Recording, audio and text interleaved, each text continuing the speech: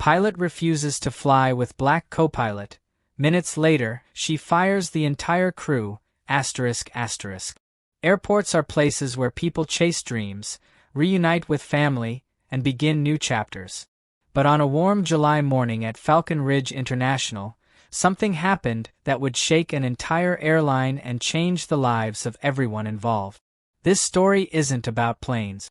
It's about prejudice, courage, and a moment that forced an entire crew to confront the truth about who they really were. Our main characters. Captain Laura Hayes, 52, a highly respected senior pilot with a spotless record and a heart full of shadows she hides from everyone.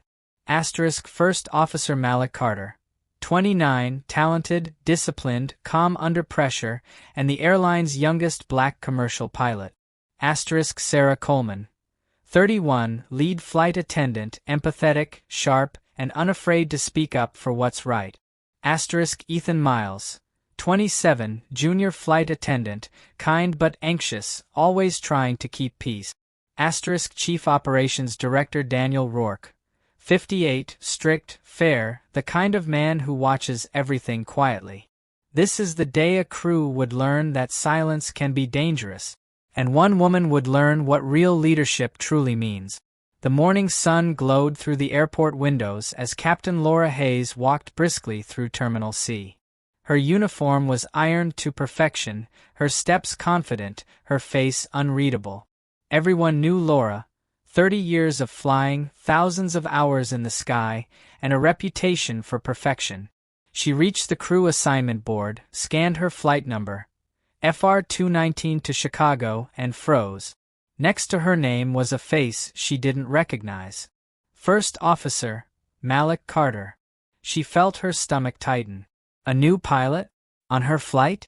Why wasn't she informed earlier? Her jaw tightened as Malik approached, offering a warm smile. "Good morning, Captain Hayes. It's an honor to fly with you." Laura didn't smile back. She simply stared at him, at his youth, his calm confidence, and the color of his skin. Her voice was cold. "We'll see how you perform." Malik felt the sting, but remained composed. He was used to proving himself, but today something felt different. Sarah and Ethan exchanged a nervous glance. They had flown with Laura for years. They recognized the storm in her eyes. Something was wrong. Very wrong. In the cockpit, Malik adjusted his headset, reviewing the pre-flight checklist. Everything about him was precise. Numbers triple-checked, switches perfectly set, notes organized. Laura stood behind him, arms crossed. "You're fast," she said sharply. "I don't like fast. Fast means careless." Malik paused. "Ma'am, I wasn't being fast. Just efficient." Laura's eyes narrowed. She didn't like being corrected. Sarah, observing from the doorway, felt her chest tighten. The air was thick, heavy, wrong. "Captain," she whispered gently, "we still have 12 minutes before boarding. Need coffee or water?" "I can get it." Laura snapped. "I don't need anything. What I need is a competent co-pilot who knows his place." Malik felt heat behind his eyes, but didn't break. He refused to. Not again. Not today. Ground crew finished fueling. Passengers lined up at gate C12.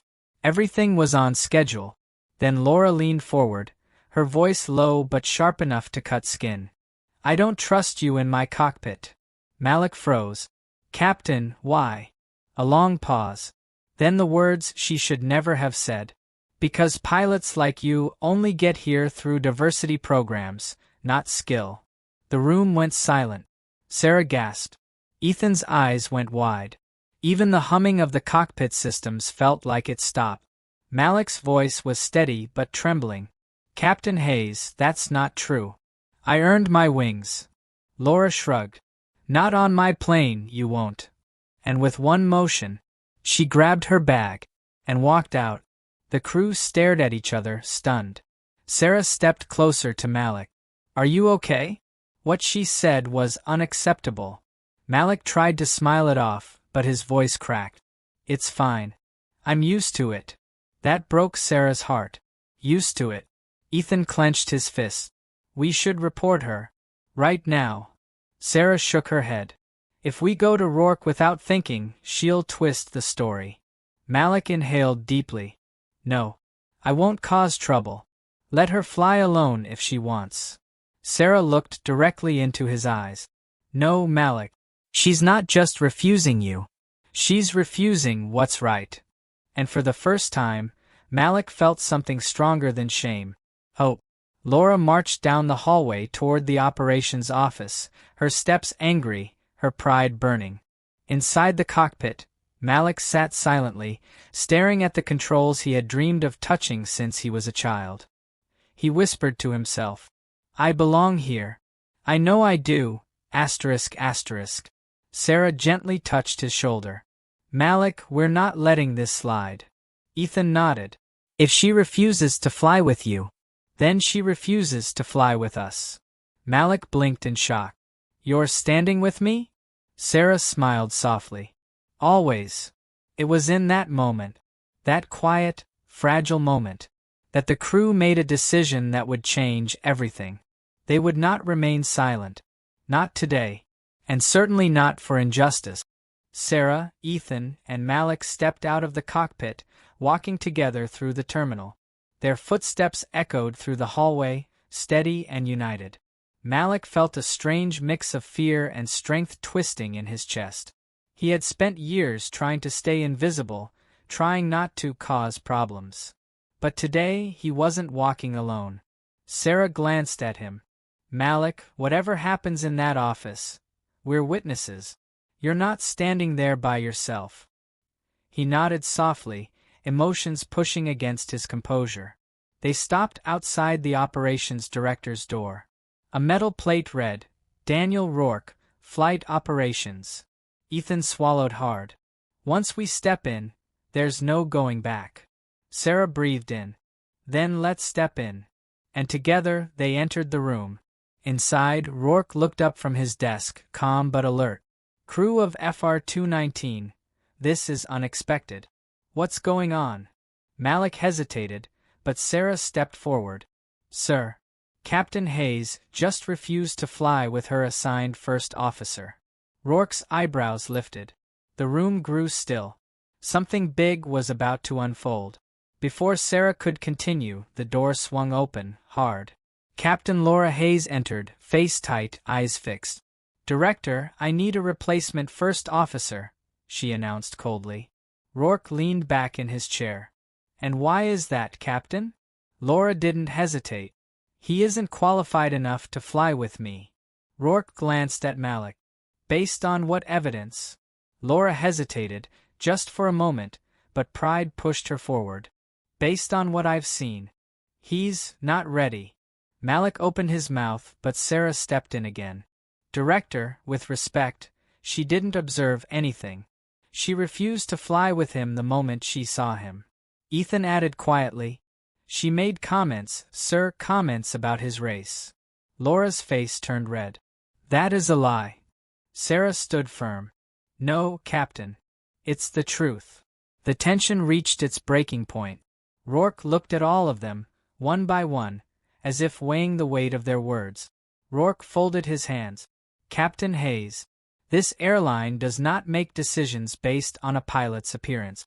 Only performance. Laura stiffened. I have a right to feel safe in my cockpit. Malik finally spoke, voice soft but steady. Safe from what, Captain Hayes? The room went quiet. Laura looked at him. Really looked, and for the first time, her bravado cracked. But then she straightened. This is not about race. Sarah responded firmly. Then what is it about? Because Malik passed every simulator test, every emergency drill, every night flight evaluation. His record is spotless. Ethan stepped forward timidly. Sir, I heard her say he only got his job because of diversity programs. Rourke's face turned cold. Laura clenched her jaw, refusing to back down. I will not sit beside someone who isn't capable. Malik whispered. I have worked my entire life for this. I've sacrificed more than you know. You don't have to like me, Captain, but you can't deny my right to stand where I earned. Rourke exhaled slowly. Everyone, wait here. And he left the room. Minutes felt like hours. Malik sat in silence, staring at the floor. His mind drifted back to the countless nights studying, training, failing, trying again, always hearing the same phrase from the world. You have to be twice as good. Sarah sat beside him. You were brave today. Malik shook his head. I wasn't brave. I was scared. Sarah smiled gently. Being brave doesn't mean you're not scared. It means you fought anyway. Before he could answer, Rourke returned. His expression was unreadable. Laura stood tall, arms crossed, certain the decision would favor her. Rourke placed a folder on the table. I reviewed Captain Hayes's previous evaluations and Mr. Carter's. Everyone held their breath. First Officer Malik Carter has one of the strongest safety records of any new pilot we've hired in the past 5 years. Malik blinked, stunned. Rourke turned to Laura. Captain Hayes, your refusal was not based on safety. It was based on bias. Laura's face drained of color. Rourke didn't raise his voice, but his words hit with the weight of thunder. Captain Hayes, you have violated airline ethics, safety protocols, and created a hostile work environment. Laura froze. Ethan swallowed hard. Sarah held her breath. Malik felt his chest tighten. Rourke continued. Effective immediately. Laura braced herself. You are relieved of duty for today's flight. But he wasn't finished. He turned to the crew. And as for the flight attendants, both of you acted with courage and integrity, but you knowingly allowed tension to escalate on company time. Sarah and Ethan stiffened. Then came the words no one saw coming. You're all removed from Flight FR 219. Laura gasped. All of us. Rourke nodded. Yes, because this flight cannot take off with a divided crew. And Captain Hayes, asterisk asterisk. He looked directly at her. You will face a full internal investigation. The room exploded into shock. Laura's anger crumbled into fear. Malik exhaled sharply, not in victory, but in disbelief. Sarah whispered, He fired the whole crew. But Rourke raised a hand. I didn't fire you. His voice softened. I removed you. There's a difference. Sometimes stopping a flight saves more than taking off. Malik's eyes filled with emotion, because for the first time, someone in authority had stood for him. As the crew stepped out of Rourke's office, the hallway felt colder than before. Passengers moved through the terminal, unaware that a storm had just passed behind closed doors. Laura walked ahead, stiff and shaking, her pride shattered. Every step felt heavier than the last. Malik, Sarah, and Ethan walked together in silence. Sarah finally spoke. Malik, you okay? He let out a long breath. I should feel happy, I guess. They believed me. They stood up for me. He rubbed his eyes. But all I feel is tired. Ethan nodded softly. It's exhausting having to fight for what should be normal. They sat on a bench overlooking the runway. Planes lifted into the sky, disappearing into clouds, the freedom Malik loved more than anything. He whispered, I just want to fly, without feeling like I have to prove I deserve to. Sarah leaned forward. You do deserve to. But Malik's heart was still heavy, still bruised. Laura found an empty conference room and closed the door. Her hands shook. She had lost control. She had lost her composure. She had lost the respect of her crew. But the worst part? For a moment in that room, she had seen the reflection of her father, a man who had filled her childhood with small, cutting remarks about people who looked like Malik. She whispered to herself, I promised I would never be like him. Tears filled her eyes. The truth hit her harder than Rourke's verdict. She wasn't afraid of Malik's skills. She was afraid of confronting a part of herself she had never healed. Her pride had cost her everything today. But for the first time, she wanted to change. Laura wiped her eyes and walked down the hallway. She found Malik sitting quietly, staring out at the runway. He didn't notice her at first. She approached slowly. Malik. He turned. His expression tightened. He expected excuses. He expected denial. Instead, Laura lowered her gaze. I owe you an apology. Malik blinked, stunned. She continued, voice trembling. Not a forced apology. Not because of Rourke. Because I was wrong. Malik stayed silent. You earned your seat, Malik. More than many I've flown with. My reaction, it had nothing to do with you and everything to do with my own ignorance. Her voice cracked. I'm ashamed of myself. Malik looked at her carefully, searching for sincerity. He saw it, clear as day. Slowly, he nodded. Thank you, Captain. For a moment, their eyes met. Not as captain and co-pilot, not as accuser and victim, but as two humans confronting truth. Rourke stepped out of his office later, watching the group from a distance. He approached them. Listen, he said gently. I didn't remove you to punish you. I removed you so all of you could face what was really happening. Sarah nodded. Ethan listened carefully. Laura stood straight, humbled. Rourke folded his arms. A crew is a family. If one person is unsafe, everyone is unsafe. If one person disrespects another, the whole plane is at risk, not physically, but morally. He turned to Malik. You are one of our finest young pilots. Don't let today dull your shine. Malik's eyes glistened. Then Rourke turned to Laura. And Captain Hayes, you've been one of our strongest leaders for decades. But even leaders must grow. Laura nodded silently, tears threatening again. Rourke smiled faintly. The next flight is FR 329. The four of you will take it. Together. Malik looked at Laura. Laura looked back, with genuine respect this time. Sarah grinned. Ethan exhaled in relief. They had been removed from one flight, but they had been given a second chance at something bigger. Preparations for Flight FR 329 began. A new gate, new passengers, a clean slate. Malik and Laura stepped into the cockpit together. This time, the air felt different, steady, honest, hopeful. Laura spoke first. Malik, take the left seat. He froze. Ma'am, that's the captain's seat. She smiled softly. I know. But today, I want to learn from you. Malik felt his throat tighten. He climbed into the captain's seat, for the first time in his career, and adjusted the controls with hands that trembled with pride. Sarah and Ethan peeked in, smiling with excitement. The engines hummed to life. Malik whispered, Ready for takeoff?